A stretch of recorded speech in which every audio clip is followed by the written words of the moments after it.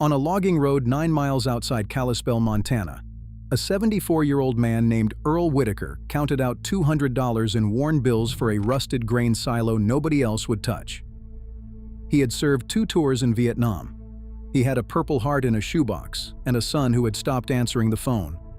3 weeks earlier, that son had changed the locks on the house Earl had spent 30 years paying for. The country he bled for had his files somewhere in a backlog. And the winter coming down off the Whitefish Range did not care about any of it. What Earl built inside that silo over the next 4 months would keep him alive at 31 degrees below zero in a winter that killed better-housed people all across that valley. The men who threw him away never saw it coming. By the time they understood what he had done, it was already too late to take it from him. But the silo nearly didn't save him at all. On the coldest night of that winter, the very shelter he built to stay alive almost became the thing that killed him. The only reason he is still here is something the Army drilled into a 19-year-old 50 years before, in a different cold, on the other side of the world. Hold on to that. We'll get to the night it mattered. Because to understand what he built, you have to understand what they took first. And what he did out there, with $200 and the things a war taught him, is something almost no one alive still knows how to do. Earl Whitaker was 19 the first time he learned to stay alive with nothing. The Army taught him that, how to keep his feet dry when dry was the difference between walking and losing toes, how to read cold, how to make heat from almost nothing, how to disappear when being seen meant being killed. He carried it home in 1971, along with a limp that never left, and a way of going quiet his wife learned not to ask about. For a long time, none of it mattered. He didn't need to survive anything. He worked. He married a woman named Ruth. He ran a sawmill maintenance crew for 26 years, came home every night to a small house outside Kalispell, and raised 1 son in it. The survival skills sat in the back of his mind like tools in a drawer he never opened. He thought he was done with all that. He thought the hard part of his life was behind him. The hard part was waiting for him at the end. Ruth got sick in the winter of 2019. It was slow and then it was fast, and the bills came the way those bills always come, in stacks, with no mercy in them. By the time she passed, the savings were gone and the second mortgage was real. Earl was 68 years old, grieving and quietly broke. That is the moment a lot of old men in this country disappear, and almost nobody notices the exact day it happens. His son offered to help. That is how it started, and on paper it looked like kindness. He moved Earl's accounts into his own name to manage them. He put the house in a family trust he controlled. He said it was easier this way, safer, that Earl shouldn't have to worry about any of it anymore. Earl, tired and trusting and ashamed of how little he had left, signed where he was told to sign. Here is the part that should make you angry, and I'm going to tell it plainly. There was no dramatic betrayal. There was no shouting. There was just a slow closing of doors. The calls got shorter. The visits stopped. And one afternoon in early November, Earl came back from the VA clinic to find the locks changed and a short message saying it was better for everyone if he found his own place now. The house he had paid for 30 years, belonged to the trust, and the trust was not his. In the weeks before the locks changed, Earl had done everything a man is supposed to do. He drove to the VA clinic and sat in a hard plastic chair for the better part of a morning to be told that his claim was in the system and that the system was doing the best it could. But he walked back out into that parking lot understanding something cold and clear. The help was real, and it was also too slow to save him, and both of those things can be true at the same time. A drowning man does not much care that the rope is on order, and he never said the other thing out loud to anyone. He was ashamed. A man who had carried wounded friends out of a tree line at 20 was ashamed to admit that his own son had locked him out at 74. That shame is its own kind of trap, the reason so many old men in this country freeze quietly instead of knocking on a door. He had $400, a 1994 Ford pickup, and the wool blanket he had carried since the service. Now, the easy answer here is that this is a story about a cruel son, and that is partly true. But it is not the part that nearly killed Earl Whitaker. What nearly killed him was the cold, and the speed of it, and the fact that the systems built to catch a man like him were too slow to matter. He filed a claim with the VA for the benefits he was owed. He was told it would be reviewed. The backlog for those claims, by many accounts, can run for months and sometimes far longer. Earl did not have months. He had a truck cab in a Montana November, and the first hard frost had already come. He slept in that truck for 19 nights. The cold in a vehicle does not come at you like a wall. It comes up from underneath, through the seat, through the floor, through the metal of the door against your shoulder. And it pulls the warmth out of you 1 degree at a time while you sleep. Earl woke on the worst of those nights with no feeling in 2 fingers and a heavy, sleepy weight settling into his chest. That was the night he decided he was not going to die in a parking lot. He had seen the silo weeks before, on a back lot off a logging road, listed at a county sale with no bidders. An old galvanized steel grain silo, maybe 14 feet across, rusted at the seams, half swallowed by brush. Nobody wanted it. A steel can in the woods is worth almost nothing. He paid $200 for it, and the quarter acre it sat on, kept the last 100 for food, and drove out there with a chainsaw he borrowed from a man at a church down the road. If you have ever spent a winter in a vehicle, or you know someone right now who is, stay with this part, because this is where it turns. Subscribe if you want more of these. The first thing Earl understood is the thing most people get wrong, and it is the thing the Army taught him at 19. Steel does not keep you warm. Steel is the enemy. A bare metal shell in winter is a refrigerator. Touch the inside wall of that silo in January, and it will pull the heat straight out of your hand. So before Earl thought about heat, he thought about stopping the cold from getting in and the warmth from leaking out. That is the whole game, and almost nobody starts there. He built a second wall inside the first, a simple wooden frame a few inches in from the steel, leaving an air gap, because still air is one of the best insulators there is. Into it he packed everything he could scavenge that traps air: rigid foam board from a demolition dumpster, bags of leaves, end-of-season straw from a feed store. He stuffed the walls thick, sealed the seams, and left no path for the wind. It is not the heater that keeps you alive. It is the wall that holds what the heater gives you. Then he dealt with the floor, because the ground is where most of your warmth goes to die. Cold sinks. A man on a cold floor bleeds heat into the earth all night no matter how good his blanket is.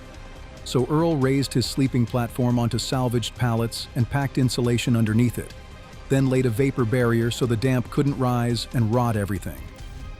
Wet is the silent killer. It pulls heat from a body far faster than dry air. Half of surviving the cold is just staying dry, and the men who forget that are the ones who don't come back in spring. By the end of the first month, Earl had a sealed, insulated shell. No heat yet, but a shell that would hold heat once he made it. That was the first night the place felt like it might be his. And it matters more than anything else in this story. He was not trying to be warm. He was trying to be the kind of warm that lasts. The heat came in the second month, made from a 55-gallon steel drum the way homesteaders have done for 100 years. A drum stove. He cut a door into it, ran a length of stovepipe up through a sealed collar in the roof, and built a firebox that burned slow and hot off deadfall he gathered free in the trees. He raised it on a bed of stones and packed more stone around its base. And there is a quiet genius in that move most people miss. The stone is the trick. A fire goes out at night, and a sleeping man cannot feed it. But stone and water hold heat for hours after the flame is gone.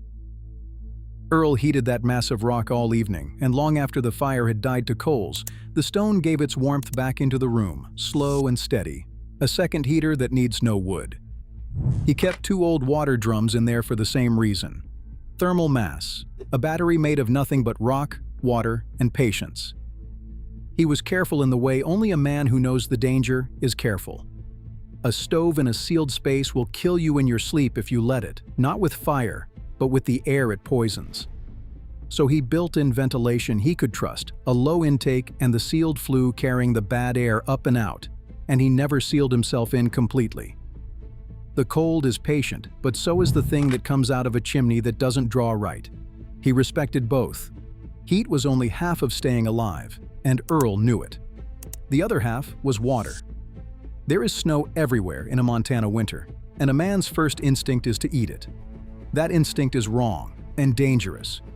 Eating snow straight costs your body the very heat you are fighting to keep. Your core has to melt it, pulling warmth out of you from the inside at the worst possible moment. so Earl never ate snow. He melted it. He kept a pot on the drum stove and a clean container of meltwater beside it, close enough to the heat that it never froze solid, because a frozen water supply at 30 below is no supply at all. Food he handled the way men in his position always have, quietly and without begging. The church that lent him the chainsaw ran a small pantry, and he was not too proud to take a box offered by neighbors rather than charity. He learned which back doors in town set out good bread at the end of the day. He ate simple and he ate enough, because a body burns fuel fast in the cold, and a hungry man cannot keep himself warm no matter how good his shelter is.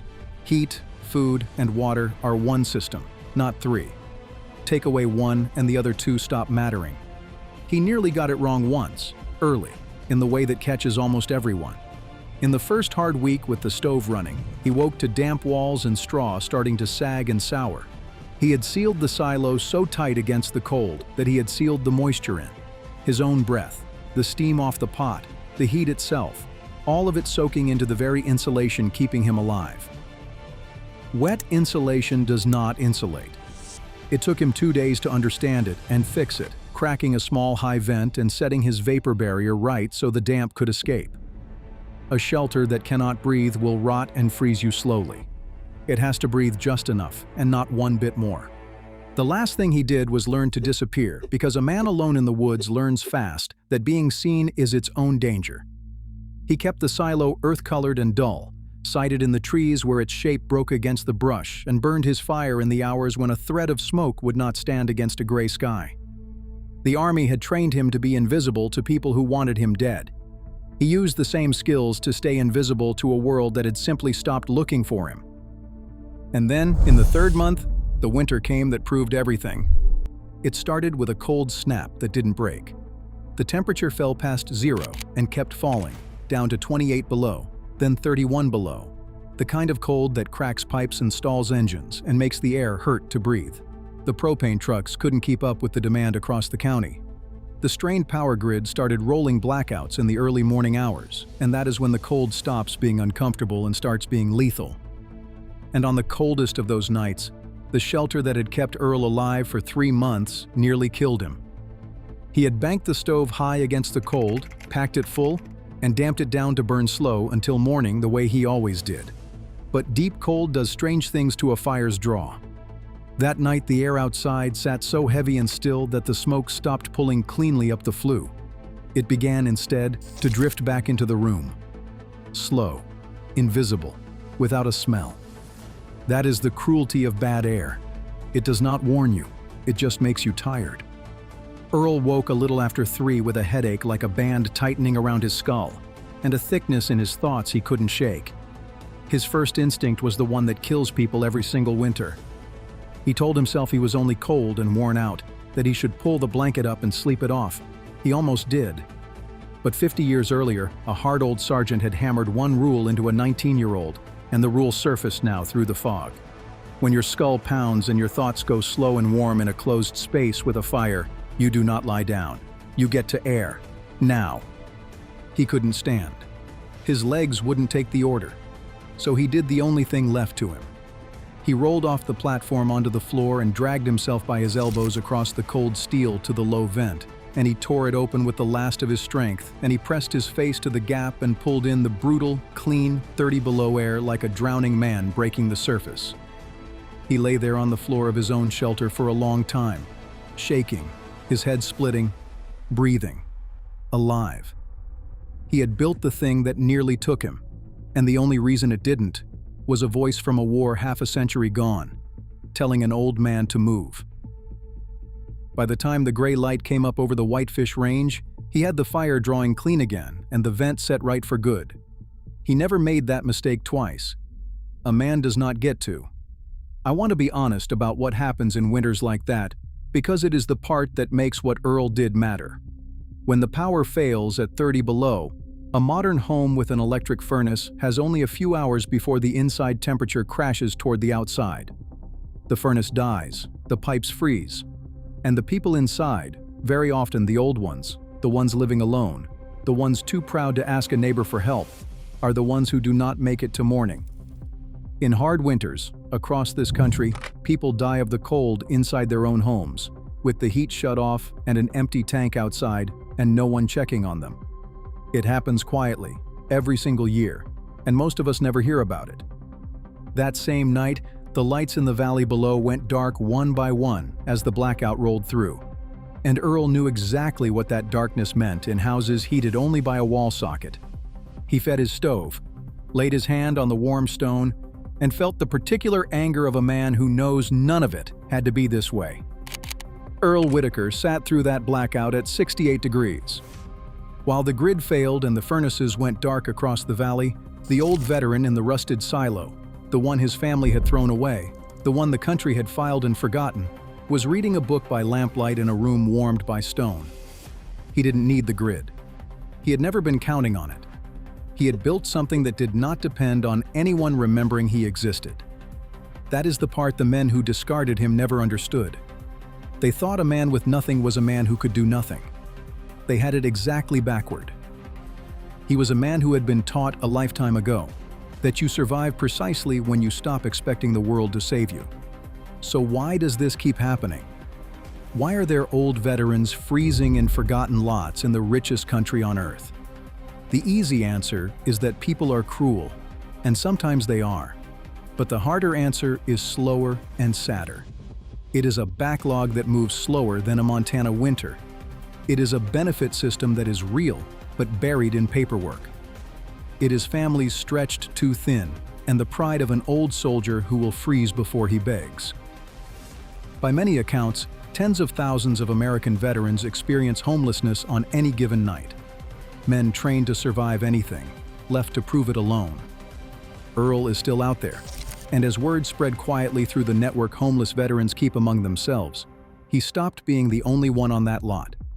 The first one who found him was a younger man, a veteran in his 40s who had been sleeping in the cab of a truck 2 towns over and had heard, the way these things travel, that there was an old man out past Kalispell who knew how to make warmth out of nothing. He showed up at the edge of the lot with a backpack and the wary look of someone who had been turned away 100 times. Earl didn't ask him many questions.